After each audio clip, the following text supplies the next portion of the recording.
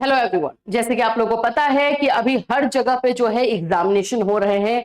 BEd के होने वाले हैं, एक्चुअली में डेट शीट आ चुका है और आप लोग के बीएड के एग्जामिनेशन होने वाले हैं। अब आपका क्वेश्चन यही है कि हम कॉपी कैसे लिखें, कॉपी हम कैसे लिखें कि हमारे मार्क्स अच्छे आए। देखिए, दो तीन चीजों को आपको फॉलो करना है बस, और कुछ नहीं। और उसके बाद से आप अच्छे से अच्छा मार्क्स जो है बीएड के एग्जाम में ला सकते हो, उसको लिख करके। बस इतना जरूर याद रखना कि बीएड में कॉपी लिखने के तरीकों पर भी मार्क्स दिया जाता है, क्योंकि आप टीचर बन रहे हो ना। आपको अगर कॉपी लिखने नहीं आएगा तो दूसरे बच्चे का आप कैसे चेक करोगे? आप कल को टीचर बनोगे, उनकी कॉपी कैसे चेक करोगे? तो इसलिए जो है यहाँ पर कॉपी ढंग से लिखना बहुत जरूरी है। तो चलिए, आज इस वीडियो में जो है हम यही डिस्कस करेंगे। हमारे 4 बजे की क्लास में आप लोगों ने बहुत सारे क्वेश्चंस पूछे कि हमें कॉपी कैसे लिखनी चाहिए मैम, वो बता दीजिए। तो आज ये वीडियो आप ही लोगों के लिए है। आप लोग अच्छे से देखिएगा, जो चीजें मैं बताऊं प्लीज उसको फॉलो कीजिएगा। सो फ्रेंड्स, चैनल पर पहली बार विजिट करें तो चैनल को सब्सक्राइब कर लेना, बेल आइकन को हिट कर देना। यहाँ पर आपको बीएड से रिलेटेड इंफॉर्मेशन, क्लासेस, आप लोगों को नोट्स, सभी चीजें प्रोवाइड की जाती है। पर आप पर्टिकुलरली जो है बीएड के लिए ही डेडिकेटेड चैनल है।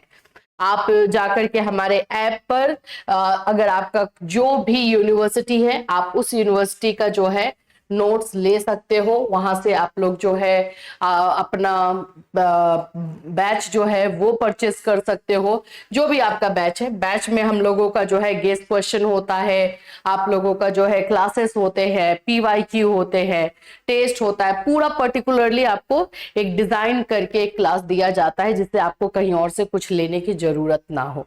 तो आप यहां से जो है ये क्लास या फिर आप नोट्स परचेज कर सकते हैं। ठीक है, चलिए आज की बात करते हैं कि हमें बीएड के जो है एग्जाम में कॉपी लिखनी कैसी है।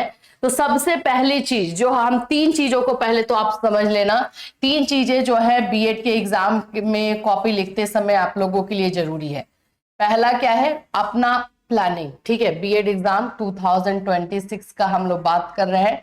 सबसे पहला अपना प्लानिंग आपका। तो आप लोगों को ये घर से ही डिसाइड करके जाना है कि मुझे लॉन्ग क्वेश्चन टच करना है। किसी किसी बच्चे में जो है लॉन्ग शॉर्ट सब रहता है।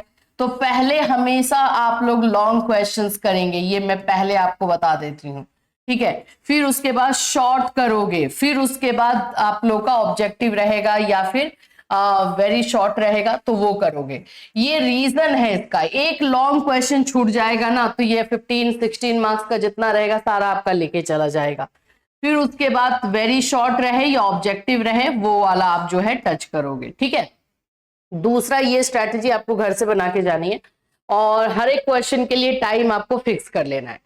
देखो, आंसर लिखते समय कॉपी में जो चीजों को आपको फॉलो करना है ये मैं आपको पहले बता देती हूँ।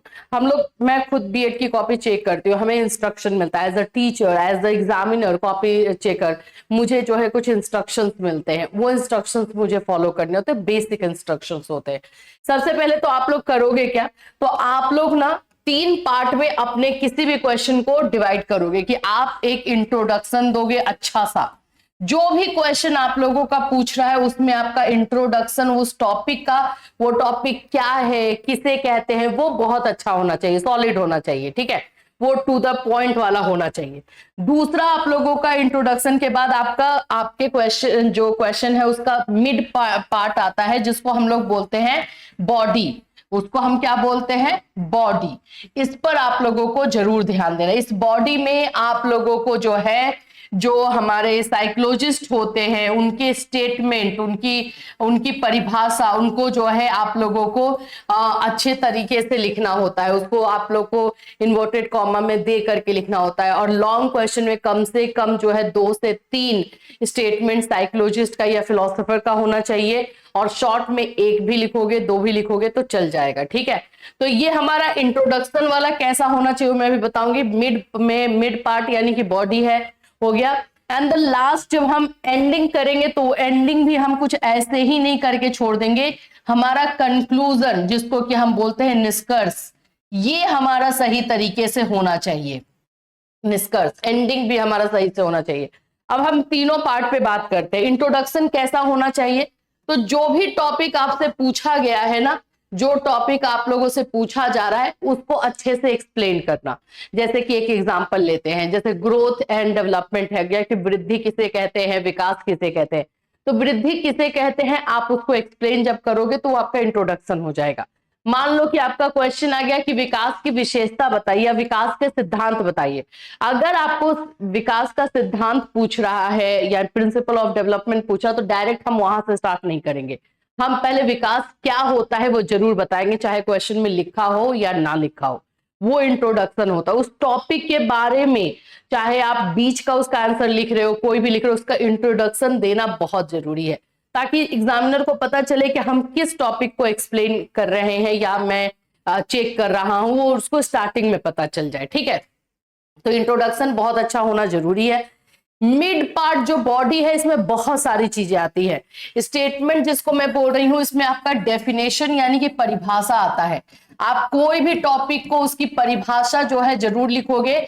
जो साइकोलॉजिस्ट या जो हमारे फिलोसोफर होते हैं उनके शब्दों में होता है। अकॉर्डिंग टू स्किनर, स्किनर के अनुसार आपका जो है ग्रोथ एंड डेवलपमेंट को लेकर के बहुत सारे जो है जो साइकोलॉजिस्ट ने दिए हैं उनके अनुसार, वैसे करके आपको लिखोगे कम से कम 2-3।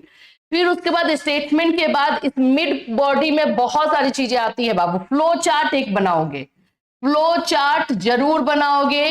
फ्लो चार्ट से क्या होता है कि एग्जामिनर आपकी गलतियों को थोड़ा सा नजरअंदाज कर सकता है, आपकी गलतियां वो दरकिनार कर सकता है, ऐसा हो सकता है। तो फ्लो चार्ट कैसे बनेगा वो भी मैं अभी थोड़ा सा आपको बता दूंगी इसमें। तो फ्लो चार्ट बनाना जरूरी है। तीसरा आप लोगों का जो बॉडी में ही रहेगा, जैसे विशेषता होता है आप लोगों का, कैरेक्टरिस्टिक्स हो गया, ऑब्जेक्टिव हो गया, उद्देश्य हो गया, उसका आंसर हमेशा बुलेट में लिखना है। उसका आंसर किस में लिखना है? बुलेट पॉइंट में, यानी कि आप लोगों का जो है पॉइंट में आंसर आना चाहिए। जैसे कि विकास का सिद्धांत क्या है, तो विकास का सिद्धांत है निरंतरता। निरंतरता यानी कॉन्टिन्यूटी। कॉन्टिन्यूटी मेरा हेडिंग है, उसको हम अंडरलाइन करके एक्सप्लेन कर देंगे कि विकास का सिद्धांत है निरंतरता। ये जन्म से पहले से यानी कि माँ के गर्भ से स्टार्ट होता है, जब तक इंसान जिंदा रहता है तब तक ये चलता रहता है, यही कंटिन्यूटी है, उसको एक्सप्लेन करेंगे। तो बुलेट पॉइंट में आंसर जो है आपका होगा। ये मिड में है। बॉडी बहुत इंपॉर्टेंट होता ही है, आपको पता है बॉडी से ही हमारे पेजेस भी कवर होते हैं, है ना। तो इंट्रोडक्शन हो गया। इंट्रोडक्शन कम से कम हाफ पेज का हो जाता है लगभग, और एक पैराग्राफ नहीं तो हाफ पेजेस लगभग कवर कर जाता है। मिड पार्ट जो है बॉडी जिसमें स्टेटमेंट वाला जब आप लिखोगे तो ये लगभग आपका आधा पेज या एक पेज कवर कर लेता है। फ्लो चार्ट आप बनाओगे ये आधा पेज डेफिनेटली कवर करेगा। बुलेट पॉइंट जो होगा, लॉन्ग क्वेश्चन है तो आप लोगों को कम से कम 10 पॉइंट्स लिखने हैं, जिससे कि आप लोग के पेजेस भी कवर होंगे। एक्सप्लेनेशन आप अपने शब्दों में करोगे, और अगर आप लोग का शॉर्ट क्वेश्चन है तो कम से कम 5 से 6 पॉइंट्स तो डेफिनेटली होने चाहिए। ठीक है, तो ये आप लोगों का जो है इस तरह से पेजेस होते हैं। और लास्ट में कंक्लूजन। कंक्लूजन बहुत इंपॉर्टेंट होता है बीएड में, स्पेशली मैं बीएड में बता रही हूँ, क्योंकि आप टीचर हो। तो आप एक्चुअली मैं बने नहीं ऑफिशियली, बट टीचर का ही तो ट्रेनिंग ले रहे हो ना। तो आपका क्या विचार है किसी भी टॉपिक के बारे में, आपका अपना पॉइंट ऑफ व्यू होना जरूरी है। लॉन्ग क्वेश्चन में कंक्लूजन जरूर लिखना। मान लो कि मैंने वृद्धि या विकास के बारे में बता दिया, लास्ट में लिखूंगी, जब लास्ट आने लगा निष्कर्ष यानी कंक्लूजन, उपयुक्त जो भी आंसर लिखे हुए हैं, जो भी उत्तर लिखे गए हैं उसके आधार पर और मेरे विचारों के आधार पर, अकॉर्डिंग टू मी, मेरे अनुसार वृद्धि जो है फिजिकल डेवलपमेंट को कहते हैं, शारीरिक विकास को, और विकास जो है सभी तरह के विकास की जो परिवर्तन होते हैं हमारे शरीर में, वो विकास के अंतर्गत आ जाता है। बस अपने अनुसार लिख दो, कुछ भी लिखना लेकिन अपने शब्दों में लिखना इसको। ये कंक्लूजन होना चाहिए। अगर कंक्लूजन आप नहीं लिखते हो 2 नंबर टीचर इजिली काट सकता है, उसके हाथ में है। ठीक है, इंट्रोडक्शन सही नहीं होता है, यहां से 2 से 3 नंबर चला जाता है।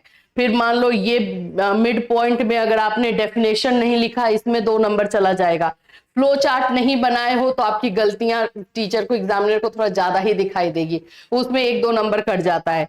बुलेट पॉइंट कितना लिखे हो ये मैटर करता है। अगर लॉन्ग क्वेश्चन है तो उसमें 4-5 बुलेट पॉइंट से काम नहीं चलेगा। कम से कम 10 होना चाहिए, 8 से 10 तो होना ही चाहिए। तो यहाँ पर मार्क्स आपके कहाँ कहाँ डिडक्ट होते हैं वो भी मैंने बता दिया, ठीक है।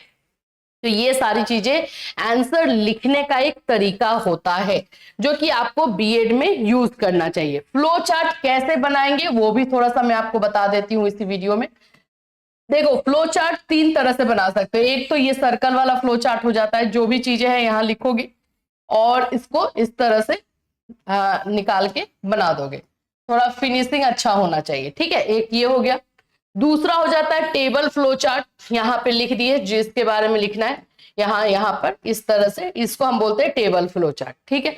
एक होता है विदाउट सर्कल, एक होता है जैसे पॉइंट्स जो भी है, मान लो कि हमने ग्रोथ के बारे में हम बात कर रहे थे ना, ग्रोथ का कैरेक्टरिस्टिक्स ही लिख रहे हैं, तो इसमें हम सर्कल नहीं बनाएंगे, ऐसे ही कर देंगे, विदाउट सर्कल होता है ये।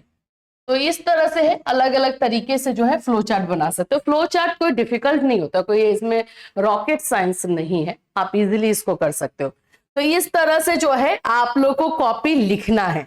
अगर कोई दिक्कत अभी भी है, कोई प्रॉब्लम है, तो बिल्कुल कनेक्ट कर सकते हो हमसे। 4 बजे हमारा इसी चैनल पर लाइव क्लास चलता है, मंडे टू सैटरडे।